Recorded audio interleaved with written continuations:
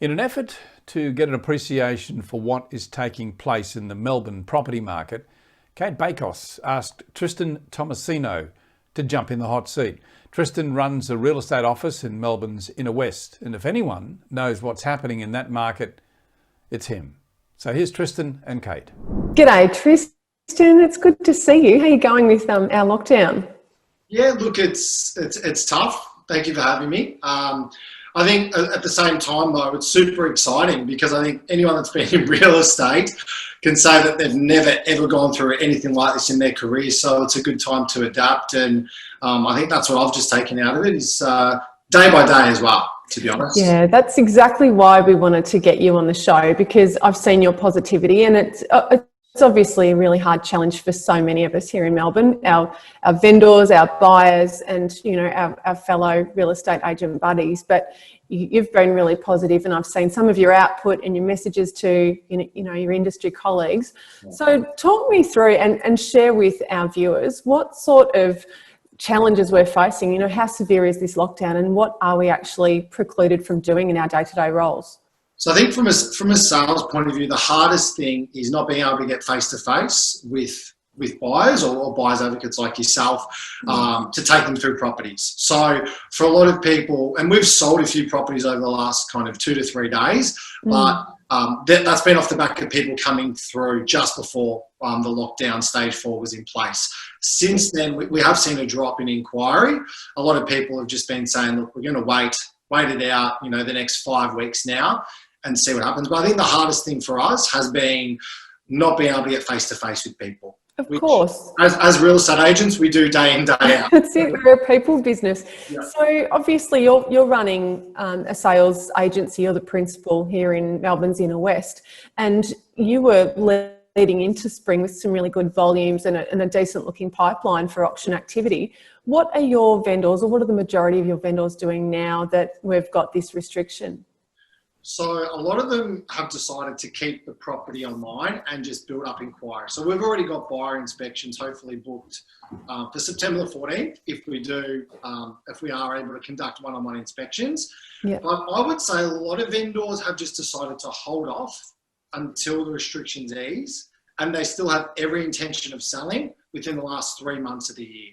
Yeah. So if anyone has said, look, we're not going to sell for the next 6 months, if anything, a lot more people probably realise the house they're in is not the property that they want to be in for the next couple of years. So it's given them that extra motivation to go to market. I've spoken to a few people even this morning that, one gentleman's got twins due in 2 months. So he's like, we're selling regardless. So I think there's a lot of people lifestyle change as well. You raise a really good point. When someone's motivated to make a change, whether they're trading up, out, downscaling, reducing their debt, we're seeing all kinds of motivations from vendors to, choose to trigger a sale. What do you think it's going to do to our typical Melbourne spring market with this, delay that we're all facing? What do you think September, October, November will look like? I can't wait for it. Firstly, because there's no footy finals in Melbourne this year. Spring Carnival, which it's normally, as you know, it's such a destructive time, Cate. So we have to take into account public holidays, all of that now. The slate's been wiped clean. So if anything, it's going to be a great time to sell. There's going to be no public holidays. It's going to be a really good run leading into Christmas. So, and I think for a lot of vendors that are looking to sell, they're going to be buyers in the market. So I think there's going to be not only an influx of new properties going up for sale, but there's going to be a lot more buyers out there. So I think it's going to be a really interesting time, but I think if anything, I really think the market is going to go up towards the end of the year. I don't think it'll drop. I agree with you, actually. I think we will have a spike. We've got a lot of energy out there. A lot of buyers have put loads of time into getting pre-approvals, and you and I both know how difficult pre-approvals are. It's taking longer. The lenders are, time blowouts are not new to any of us. What would your advice be to buyers who are feeling a bit frustrated right now? They've got 5 weeks left to sit it out in the Melbourne market until they are allowed to get out and see properties. What would your advice be to them during this time? I'm not just saying this because we have, we've got a great relationship, we're having a chat now, but I think now more than ever, it's a great time to speak to a buyer's advocate. Just the other day, someone messaged my wife, they're looking to buy in the Bayside area, and they were saying about, should they look to buy themselves or speak to a buyer's advocate? I said, speak to a buyer's advocate. There's no commitment to go with them. But at least you get a good understanding, because from a buyer's side of things, I think it's going to be really competitive to buy. Yeah. So it's good to have someone in your corner that knows from day dot how to actually purchase a property. But I think my other tip to a buyer is to try and go early. So don't wait until October, November, where if properties around the corner are selling for $50,000 more than the one you were looking at in, say, late September, you're going to be paying more money and you're going to be competing with more people. So I think if you see the one that you like, late September, early October, go for it.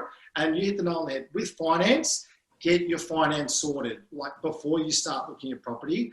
Because I can tell you that, if you're looking to buy a property come late September, early October, and you haven't got your finance sorted, you're probably not going to be buying, as you know, for 2 or 3 months. There's nothing worse than spotting the one and you're scrambling to get your finance. I absolutely concur. And I think the other thing that buyers can think about doing during this lockdown, our downtime, is get your purchase criteria list sorted, understand what's realistic and feasible for your budget, and reach out to your local agents, because, as you and I know, you guys are busy working on your business rather than in it, but you're totally contactable. And if buyers can reach out to agents and say, what have you got coming up that's not on the internet? What are some of your forthcoming, auction campaigns or sale campaigns? They'll be privy to getting a bit of a head start on what's out there, and they'll find out before the others do. Yeah, definitely. Tristan, it's been great having you on the show. I love your positivity, and I look forward to staying in touch throughout this and getting out there and doing some deals when the gates open. Thanks for having me. Take care.